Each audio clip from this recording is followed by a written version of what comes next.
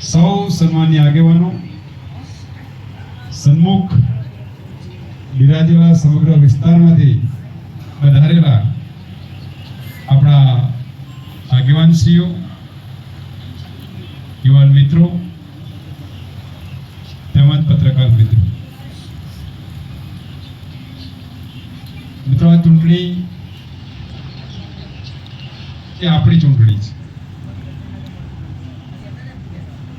આપ સૌ જાણો છો કે ગુજરાતમાં ભારતીય જનતા પાર્ટીની સરકાર છે, ભૂપેન્દ્રભાઈ પટેલ સાહેબની સરકાર છે, દેશમાં મોદી સાહેબની સરકાર છે. ડબલ એન્જિનની સરકાર જે વિકાસના કામો કરી રહી છે એ સદંતર 1995 થી આજ સુધી ગુજરાતમાં સરકાર ને 2014 થી આજ દિન સુધી ભારતમાં સરકાર. મિત્રો, કોઈ સામાન્ય ઘટના નથી. સરપંચને પણ એક વખત ચૂંટાયા પછી બીજી વખત ચૂંટાવવું તો અઘરું થઈ જતું હોય, તો સરકાર બનાવી તો બહુ અઘરી હોય. તો વારંવાર સરકાર કેમ આવે છે? વારંવાર સરકાર એટલા માટે આવે છે કે ભારતીય જનતા પાર્ટીની સરકાર એ સાચા અર્થમાં લોકતંત્રને મજબૂત બનાવવાનું કામ, લોકોને સુખી અને સમૃદ્ધ બનાવવાનું કામ કરી રહી છે. આપણે બધા ભણતા ત્યારે પાઠોમાં ભણવામાં આવતું રહે કરજી, લોકશાહી એટલે શું? કે લોકશાહી એટલે એમ કે લોકોની સરકાર, લોકો વડે ચાલતી સરકાર ને લોકો માટે ચાલતી સરકાર. આ પહેલું ભણવામાં લખવા પૂરતું હતું, પણ એ સમયની સરકારો અને વર્તમાન સમયની સરકારમાં જમીન આસમાનનો ફરક. પહેલા તો ચૂંટણીઓ આવે એટલે નેતાઓ ભાષણ કરે અને ભાષણમાં જેવું કેવું કહેવાનું, કોંગ્રેસના લોકોને અધિકાર, વાયદા આપવાના, અને ચૂંટણી પૂરી થાય એટલે 5 વર્ષ શાસન કરવાનું.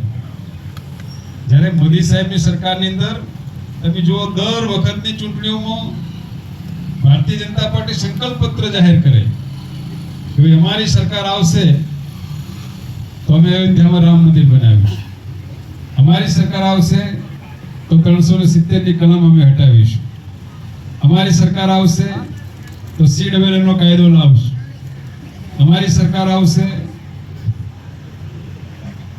તો ઉદાહરણ તરીકે ગુજરાતમાં કે નર્મદાના પાણી લાવીશું, અમારી સરકાર આવશે તો યુવાનોને રોજગારી આપીશું, અમારી સરકાર આવશે તો ખેડૂતોની આવક બમણી કરીશું. મિત્રો, ભારતીય જનતા પાર્ટી સંકલ્પ પત્રની અંદર જે કહ્યું છે એ પૂરું કરે છે. અને મોદી સાહેબે એક પ્રથા શરૂ કરી કે પોલિટિકલ પરફોર્મન્સના આધારે ચૂંટણીઓ લડવાની. અને એટલા માટે આજે દેશની પણ દુનિયાની અંદર ભારતીય જનતા પાર્ટી એ સૌથી મોટી પાર્ટી બની છે, જેના સૌથી વધારે ધારાસભ્યો, સૌથી વધારે સંસદ સભ્યો, સૌથી વધારે સરકારો છે. મિત્રો, આ વાત હું એટલા માટે કરું છું કે આ વાત કોઈ સામાન્ય બાબત નથી. આ લોકોની અંદર ભરોસો ઉભો કરવો એ મોટી બાબત છે. અને લોકો ભરોસો ત્યારે જ કરે છે કે જ્યારે એ સરકારના વડા, સરકારના નેતા, મુખ્યમંત્રી હોય કે વડાપ્રધાન હોય, જે બોલે એ કરે. મોદી સાહેબ બોલે છે, કરે છે એથી નહીં, પણ તમે માગ્યું ન હોય, તમે એટલા સુધી વિચાર્યું પણ ન હોય, એ મોદી સાહેબનું રિઝોલ્યુશન વિઝન કામ કરતું હોય અને કરી બતાવે. એટલા માટે ગુજરાતની અંદર સતત ભારતીય જનતા પાર્ટીની સરકાર આવે છે. દેશની અંદર ત્રીજી વખત મોદી સાહેબની સરકાર બની છે. આમ લગભગ તો રાજકીય વિશ્લેષકો એવું કહેતા હોય કે એન્ટી ઇન્કમ્બન્સીના કારણે સરકાર ગઈ. જ્યારે હમણાં રાયગઢજીએ કીધું ને, એમ પ્રદેશમાં અને દેશમાં અવળું ચાલે છે, એન્ટી ઇન્કમ્બન્સી નહીં, પ્રો ઇન્કમ્બન્સી, જેના કારણે વારંવાર સરકાર આવે છે, જનતા જનાર્દનના આશીર્વાદ મળી રહે છે. મિત્રો, આખા ગુજરાતની રાજનીતિ અલગ ને આપણી બનાસકાંઠાની રાજનીતિ પણ અલગ. હું ઘણી વખત કહું છું કે ગુજરાતની વિકાસ યાત્રાને ધ્યાનમાં રાખી દેશના લોકોએ દેશની રાજનીતિ આખી બદલી નાખી, ભાજપની બને. એનું કારણ કે ભાજપની સરકાર એટલે હિન્દુત્વની વિચારધારા એટલે જે આપણો નોર્થ બેલ્ટ કહેવાય છે, જેને ક્લાઉડ બેલ્ટ પણ કહે છે, ત્યાં પૂરતી જ ચાલે. પૂર્વમાં ના ચાલે, પશ્ચિમમાં ના ચાલે. પણ ગુજરાત જેવો વિકાસ દેશનો થાય, દેશની જનતા એ મોદી સાહેબને દેશના વડાપ્રધાન બનાવે. અને આપણે બનાસકાંઠાને સૌથી વધારે મોદી સાહેબ પ્રેમ કરે. જ્યારે વોટ આપવાની વાત આવે ને ત્યારે બધું બીજું ચાલે.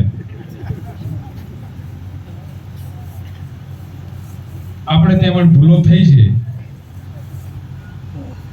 પણ હવે ભૂલો સુધરાય એવું આમ દેખાય છે. આજની સભામાં પણ સ્પષ્ટ દેખાય છે કે સુધારો થઈ રહ્યો છે. જયંતિલાલ, બરાબર છે ને? ભૂતકાળની વાત કરીએ તો ગઈ વખતની ચૂંટણીઓમાં આ ચૂંટણીમાં ઘણો બધો ફરક પણ પડ્યો છે. જેમ દેશની જનતાને સમજાણું ને એમ આપણા નેતાઓને પણ બધાને સમજાયું. અલ્પેશભાઈ ઠાકોર હોય, ગોવાભાઈ દેસાઈ હોય, એ બધા આજે આપણી વિકાસ યાત્રામાં જોડાયા છે. અને આપણા વિસ્તારની વાત કરીએ તો રાયગઢજી ને જયંતિલાલ બંને ગઈ વખતે ચૂંટણી લડ્યા હતા, બંને જીત્યા હતા. અને જીત્યા પછી પણ આજે આપણી સાથે છે, એટલે આપણી તાકાતમાં વધારો ખૂબ થયો છે.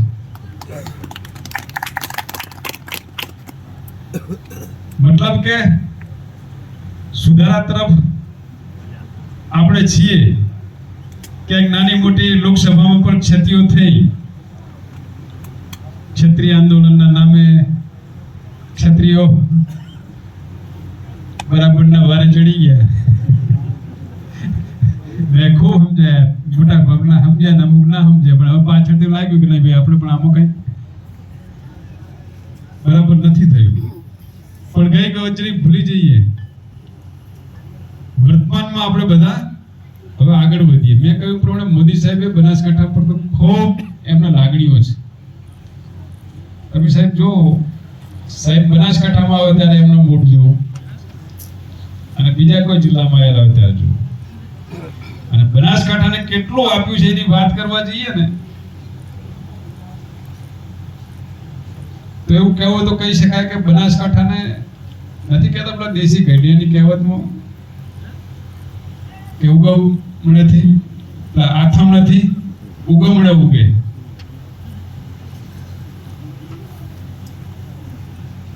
ધરખમ પરિવર્તન કર્યું છે, ધરખમ પરિવર્તન. આપણો જિલ્લો એક સમય એવું કહેવાતો કે બનાસકાંઠા જિલ્લો એટલે શૈક્ષણિક રીતે પસાર, આર્થિક રીતે પસાર. અને અમુક તો આપણે માણા મારતા કે માઇક પરથી બોલાય નહીં કે બનાસ એટલે કે આમ આવું સાંભળેલું નહીં. આપણે બધા દરબારો હોય, ઠાકોરો હોય, રબારી હોય, બ્રાહ્મણો હોય, જૈનો હોય, ઠક્કરો હોય, બધાના આપણા હગાવાલા હોય. કોઈ મહેસાણા જિલ્લામાં હોય, સુરેન્દ્રનગરમાં હોય, વડોદરામાં હોય, કચ્છમાં હોય. એ આપણને શું કહેતા એટલે આપણે કઈ ગણતા નહીં. આજે સાહેબ મોદી સાહેબની સરકારની નીતિઓના કારણે શિક્ષણમાં આપણે ધરખમ ફેરફાર થયો છે. ને એક સમયનો શૈક્ષણિક પસાર બનાસકાંઠા મોદી સાહેબ જે શાળા પ્રવેશ મહોત્સવ અને કન્યા કેળવણી મહોત્સવના માધ્યમથી એમને જે જન આંદોલન ઊભું કર્યું, આપણા દીકરા દીકરીઓના શિક્ષણ માટેની જે ચિંતા આપણે ન કરીએ એનાથી સવિશેષ ચિંતા એમને કરી. એના કારણે આજે બનાસકાંઠા આખા ગુજરાતમાં શૈક્ષણિક રીતે હમણાં બોર્ડની પરીક્ષામાં ફર્સ્ટ નંબર આવ્યો. પછી સરકારી ભરતીઓ થાય ને તો પોલીસમાં કે સૌથી વધારે કેના લાગ્યા તો કે બનાસકાંઠાના. તલાટીમાં સૌથી વધારે કેના લાગ્યા તો કે બનાસકાંઠાના. ગ્રામ સેવકમાં સૌથી વધારે કેના લાગ્યા તો કે બનાસકાંઠાના. સચિવાલયમાં સૌથી વધારે કેટલા લાગ્યા તો કે બનાસકાંઠાના. મેં અમારા મિત્રોને બધાને રસિકજીના નિશુભાન શેર કરેલું કે જ્યારે હું મંત્રી બન્યો ત્યારે સાહેબે કેવડાવ્યું તો આમ પહેલી પદ્ધતિ આપણે કે મંત્રી બને એટલે પછી ગાડીઓના કાફલા હાથે સીધા મત વિસ્તારમાં જવાનું હોય. પણ સાહેબે કીધું કે મંત્રી બન્યા પછી તમારે 15 દિવસ ત્યાં સચિવાલયમાં અભ્યાસ કરવાનો છે. મારે 15 દિવસ રહેવાનું એટલે બધાએ અભિનંદન આભાર આપવા માટે અહીંથી બધા લગભગ 5,000 લોકો ત્યાં આવ્યા છે. એનો પણ મને આનંદ થયો. પણ એથી વિશેષ આનંદ મને ત્યાં એ જાણવા મળ્યું કે આપણા સચિવાલયની અંદર આપણા બનાસકાંઠાના 200 થી 300 યુવાનો અધિકારી તરીકે સચિવાલયમાં કામ કરે છે.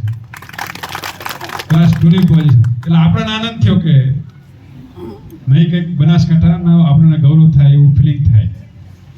આ બધાને મેં સાથે ચર્ચા કરી. એની પાછળનું કારણ તમે ક્યારે લાગ્યા તો કે સાહેબની સરકારની પોલિસી બન્યા પછી ઉત્તમ પ્રકારનું શિક્ષણ, ઉત્તમ પ્રકારના શિક્ષકો અને ભણતર ભણ્યા પછી કોઈ પણ લાગવગની જરૂર નહીં. લાયકાતના ધોરણે નોકરી. સામાન્ય પરિવારના દીકરા દીકરીઓને એની લાયકાત હોય તો ક્લાર્કથી મળીને કલેક્ટર સુધી એને ઘરે બેઠે ઓર્ડર મળી જાય. કોઈની ભલામણ જરૂર નહીં. નહીં રસિકજીની જરૂર કે નહીં જયંતિલાલની જરૂર કે નહીં ઈશુભાની જરૂર કે નહીં કીર્તિસિંહની જરૂર કે નહીં સંજયભાઈની જરૂર. કૃષિ અને પશુપાલન. આજે આપણો બનાસકાંઠા પશુપાલન ક્ષેત્રે આખા એશિયાની અંદર સૌથી સફળ જિલ્લો છે અને આખા એશિયાની સૌથી મોટી ડેરી માન્ય શ્રી શંકરભાઈ ચૌધરી સાહેબના નેતૃત્વની અંદર આજે કામ કરી રહી છે. અને વર્ષે 25,000 કરોડ રૂપિયાનું એનું નેટવર્ક છે. એક સામાન્ય પરિવારની બહેનો એ વર્ષે 1 કરોડથી 2 કરોડ રૂપિયાનું દૂધ ભરાવે. આટલો પગાર આઈએએસ નો કે આઈપીએસ નો પણ નથી હોતો. આ પ્રગતિ ભારતીય જનતા પાર્ટીની સરકારના આધારે છે. ખેડૂતોના ઘરે વળી ગાડીઓ હોય. પહેલા સમાચારોમાં સાંભળતા કે અમેરિકાની અંદર એટલી બધી ગાડીઓ નહીં કે એને ત્યાં સોસાયટીમાં પાર્કિંગ કરવાની વ્યવસ્થા નથી. ભાઈ છેલ્લે તો હવે એને બંગાળમાં નાખી દેવું. મિત્રો આ સ્થિતિ આજે આપણા ગુજરાતમાં થઈ છે, આપણા બનાસકાંઠામાં થઈ છે. ખેડૂતોને ત્યાં ખેતરે ખેતરે ગાડીઓ પડી હોય. આ દ્રશ્યો આજે જોઈએ. આખા દેશની અંદર સૌથી વધારે 2 વ્હીલર્સ બનાસકાંઠામાં વેચાય છે. મિત્રો આ ભારતીય જનતા પાર્ટીની સરકારના કારણે લોકોમાં પરિવર્તન આવ્યું. સામાન્ય ગરીબ લોકોને પોતાનું પાકું ઘર બન્યું છે. ઘરની અંદર વીજળીનું કનેક્શન, ગેસ સિલિન્ડર, પીવાના પાણીનું કનેક્શન ગરીબો માટે, ખેડૂતો માટે, મહિલાઓ માટે મોદી સાહેબે અદ્ભુત કામ કર્યું છે. ભારતીય જનતા પાર્ટી સરકારે કામ કર્યું છે. એના કારણે આજે સમગ્ર દેશની અંદર ભાજપ છે.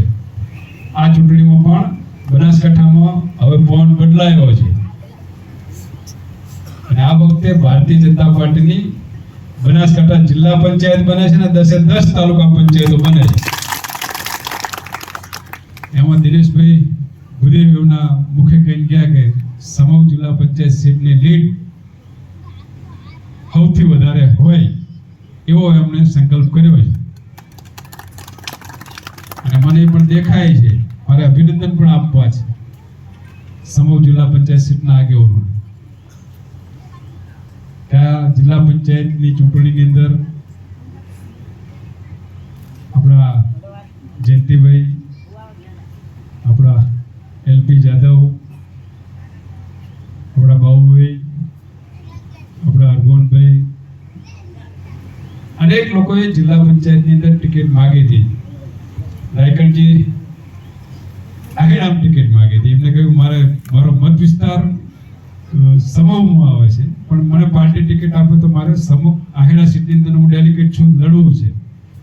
તો આહેડામાં પણ બીજો નિર્ણય છે. છતાં પણ રાયકણજી અત્યારે ગભો મિલાઈને આહેડાના ઉમેદવારને જીતાડવા માટે કામ કરે છે. અહીં આપણે બધા જ લોકોએ જેને જેને પણ ટિકિટ આપી હતી એમને કોઈને મનાવવા જવા નહીં પડ્યા, સમજાવવા પણ જવા નથી પડ્યા.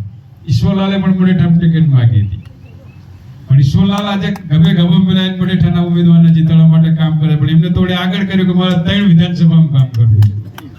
27 ત્રણે લાવી છે અને 27 ત્રણે લાવી છે. નથી આવતી.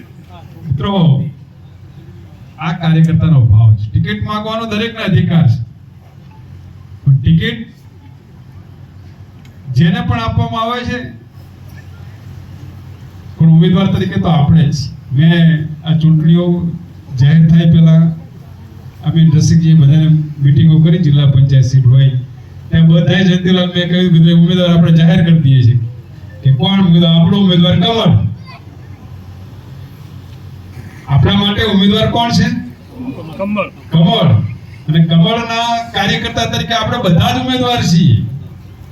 અહીં સમૂહ જિલ્લા પંચાયત સીટની અંદર પણ પંછી એ પ્રતીક છે, બાકી ઉમેદવાર કોણ છે?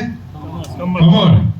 અને કમળના કાર્યકર્તા તરીકે આપણે આ ચૂંટણી લડવાની છે ને જીતવાની છે. સાથે સાથે અહીં મંચ પર બિરાજમાન બધા આગેવાન કાર્યકર્તાઓની પણ ફરજ બને છે કે કમળ આપણે પાર્ટીએ જેના પણ હાથમાં આપ્યું છે, પણ એ કમળને કોઈ પણ કોંગ્રેસ પાર્ટી હોય કે અન્ય કોઈ પાર્ટી હોય એ સહેજ પણ એને નુકસાન ના કરી શકે. એને પૂરતું પ્રોટેક્શન આપવાની જવાબદારી, કમળને જીતાડવાની જવાબદારી મિત્રો આપણી સૌની છે. આ ચૂંટણી કમળના કાર્યકર્તા તરીકે આપણે લડીએ. અને આપણી પાર્ટી તો કાર્યકર્તાઓની પાર્ટી છે. હરેક કાર્યકર્તાને માન સન્માન, એની શક્તિ અને ક્ષમતા પ્રમાણે દરેક કાર્યકર્તાઓને પાર્ટી મોટા કરે છે. જે કાર્યકર્તા પાર્ટીને મોટી કરે છે એ કાર્યકર્તાને પાર્ટી મોટા કરે છે ને એવા 1000 દાખલા છે. પણ મારો દાખલો આપીને હું મારી વાત પૂરી કરીશ. મેં પણ શુભન ખબર છે 2002 ની તાલુકા પંચાયત જિલ્લા પંચાયતની ચૂંટણીમાં ખારિયા સીટ પર તાલુકા પંચાયતની ટિકિટ માંગી હતી રાયગઢની, અને પાર્ટી છેલ્લી ઘડીએ ફેરફાર કર્યો અને બીજા આગેવાનને ટિકિટ આપી. પાર્ટીએ મને તાલુકા પંચાયતની ટિકિટ ના આપી, પણ જેવી ચૂંટણીઓ પૂરી થઈને તરત જ પાર્ટીએ મને તાલુકા ભાજપનો મહામંત્રી બનાવ્યો. તાલુકા ભાજપના મહામંત્રીમાંથી જિલ્લા ભાજપના કિસાન મોરચાના મહામંત્રીની જવાબદારી આપી. અને એ સમયગાળા દરમિયાન 2012 ની ચૂંટણી આવીને પાર્ટી મને વિધાનસભાની ટિકિટ આપી. વિધાનસભામાં આપણે ચૂંટણી લડ્યા, સામાન્ય 600 મતે હાર્યા. પાર્ટીએ 2017 માં ફરી ટિકિટ આપી. તમારા બધાના આશીર્વાદથી આપણે ધારાસભ્ય બન્યા અને મોદી સાહેબના આશીર્વાદથી ભારતીય જનતા પાર્ટીની સરકારે મને મંત્રી બનાવ્યો. 65 નહીં પણ 70 વર્ષના શાસનકાળ દરમિયાન આખા કોંગ્રેસની અંદર ભાજપ, કોંગ્રેસ, જનતા દળ, અન્ય કોઈ પક્ષમાં કોઈને સદભાગ્ય મંત્રી બનવાનું પ્રાપ્ત નહોતું થયું, એ આપણને પ્રાપ્ત થયું. મિત્રો, આ ભારતીય જનતા પાર્ટી છે. 22ની ચૂંટણીમાં આપણે થોડા મતોએ હાર્યા તો પાર્ટીએ જિલ્લા ભાજપના અધ્યક્ષ તરીકેની જવાબદારી આપી છે. એટલે મિત્રો, પાર્ટી છે ને કોઈ કાર્યકર્તાને નાનો નથી કરતી, કાર્યકર્તાને મોટો જ કરે છે. પાર્ટી આપણી સૌની માં છે, અને માને કોઈ દીકરા હવાલા ના હોય, હા એટલું હોય કમાતો દીકરો હોને વાલો લાગે, અને કોઈ દીકરામાં થોડું ઘણું કંઈક અણસમજણ જેવું હોય કે અપલક્ષણ જેવું હોય તો માં શું કરે, એને જરૂર પડે તો માથા પર હાથે ફેરવે, જરૂર પડે તો વહા પર હાથ ફેરવે, પણ એને સુધારવાનું કામ કરે. એટલે સૌ કાર્યકર્તાઓ માટે ખૂબ ઉજળી તકો છે. બધાને પાર્ટી સમય આવ્યા પછી હરેકને કાર્યકર્તાને મોટો કરવાનું કામ કરશે. જિલ્લા ભાજપના અધ્યક્ષ તરીકે પણ હું આ વિસ્તારના કાર્યકર્તા જેને પણ પાર્ટી માટે કામ કર્યું છે, પાર્ટી માટે ભોગ આપ્યો છે અને પાર્ટી માટે જતું કરી મોટું મન કર્યું છે, એ કાર્યકર્તાને પણ મોટો કરવાનું કામ કરીશું. આપણે સૌ સાથે મળી અને ભારતીય જનતા પાર્ટીને મજબૂત બનાવીએ અને દેશના વડાપ્રધાન નરેન્દ્રભાઈ મોદી સાહેબને મજબૂત બનાવવા માટે આ તાલુકા પંચાયત જિલ્લા પંચાયતની અંદર બનાસકાંઠાની બધી સીટો જીતાડીએ તો મોદી સાહેબને એવું લાગે કે હા, બનાસકાંઠા પર જેટલી મારી લાગણી છે એટલી લાગણી હવે બનાસકાંઠાના લોકોએ મારા તરફી રાખી, ભારતીય જનતા પાર્ટી તરફી રાખી. આ વિચાર સાથે આપણે ચૂંટણીઓ લડવી છે, જીતવી છે. બરોબર, બધામાં સંમત છો તમે? મંચ પર બેઠેલા બધા આગેવાનો, કાર્યકર્તા મિત્રો, બધા આપણે દરેક સમાજ ક્ષેત્રના લોકો, આપણા માટે આપણી પાર્ટી મહાન છે અને પાર્ટીનું કમળ જીતાડવા માટે આપણે બધા તન મન ધનથી ગભે ગભો મિલાવી આ ચૂંટણીઓ લડીએ અને જીતીએ એવા સંકલ્પ સાથે આપણે બધા બે હાથ જોડી, બે હાથ ઊંચા કરીએ, ભારત માતાની જય બોલાવીએ અને વિજય ઘોષ કરી અને આ વિજય સંકલ્પ સભામાં આપણે જીતનો વિજય સંકલ્પ કરીશું. બરાબર છે ને? બોલો ભારત માતા કી जिंदाबाद जिंदाबाद जीतेंगे जिंदाबाद जिंदाबाद जीतेंगे जीतेंगे जीतेगा भाई जीतेगा जीतेगा भाई जीतेगा नरेंद्र भाई तुम आगे बढ़ो, हम तुम्हारे साथ हैं, नरेंद्र भाई तुम आगे बढ़ो. हम तुम्हारे साथ જો અમુક લોકોના હાથ ઊંચા નથી થતા, મને દેખાય છે બધાને એક જ આગળ પાછળ બધા. બરોબર, તો જોરથી જય જયકાર બોલો. બરાબર છે? અને આ જય જયકાર આખા બનાસકાંઠામાં ગુંજવો જો કે હવે સમવ સીટ સૌથી વધારે મતથી એના જિલ્લા પંચાયત અને નીચેના તાલુકા પંચાયતના સદસ્યો જીતશે. બરાબર છે? બોલો ભારત માતા કી જય, ભારત માતા કી જય. ધન્યવાદ.